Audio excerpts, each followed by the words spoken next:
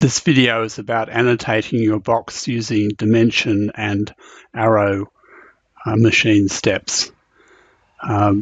These are expressed in the DXF file, but they don't result in cutting or folding. So the basic idea is we say I want to say how long that line is, this one here. I go add machine step dimension and click somewhere above the line, doesn't matter. And now when I approach a point, the cursor changes into a plus. So left click on there and another point here, plus, and right click to terminate.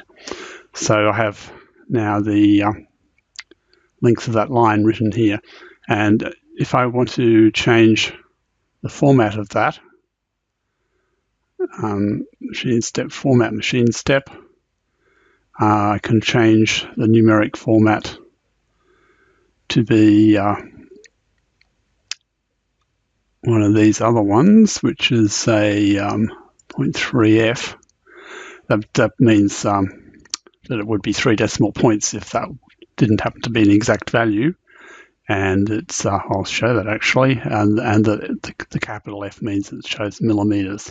You can also change the text size and the characteristics of the arrows and whether there are arrows or not, and so forth.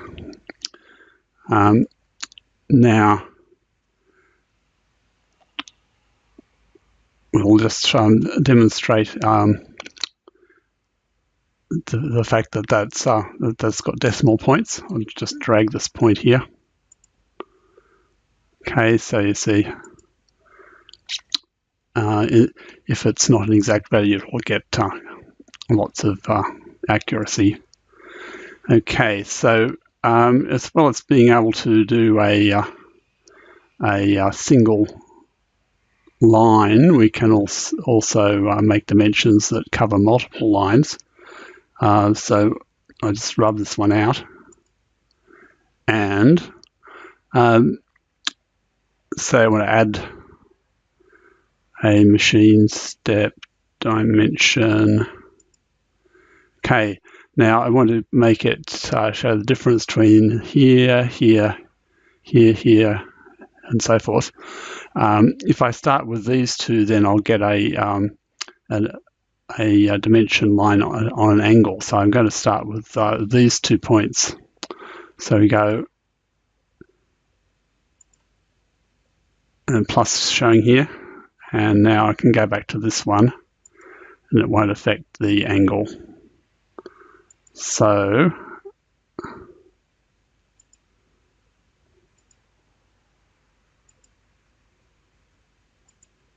okay, now I probably want to change the size of that text. So format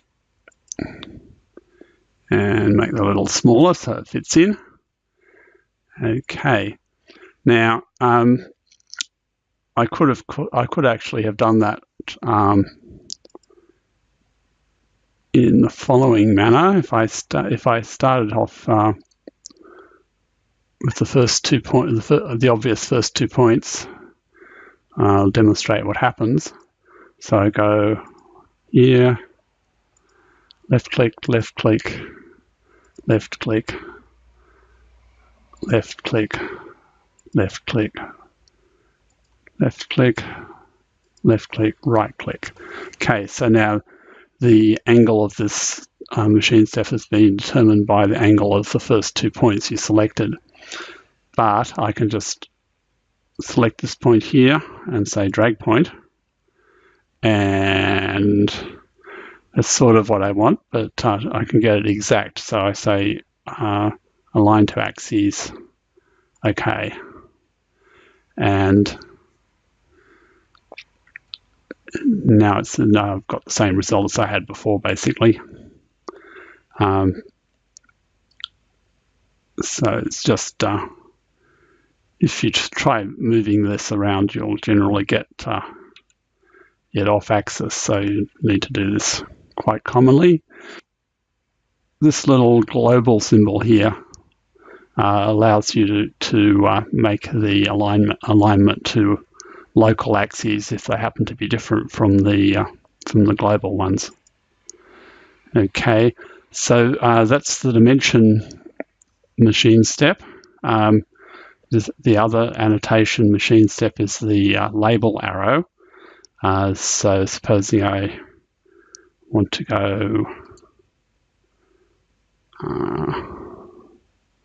label arrow, so I just left click there, and I want to point to this little hole. So there we go. So basically it's easily done. I just go add machine step, label arrow, click the point where I want the label to go, click the point where I want the arrow to go. Now I can edit these easily at machine step, format machine step, and this is going to say slots,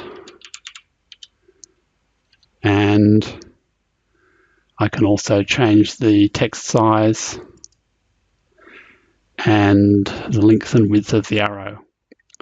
So let me just change those from I can click either endpoint, format machine step, and this one, say, other slot. Okay. These ones don't actually have the align to axis command. Assume that you don't need that to be terribly exact.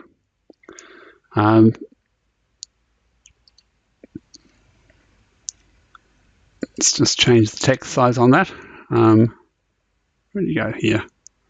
Machine step, text size. Okay. Now all of these annotations that I've done so far belong to this one section. If I select a different section, then they become grayed.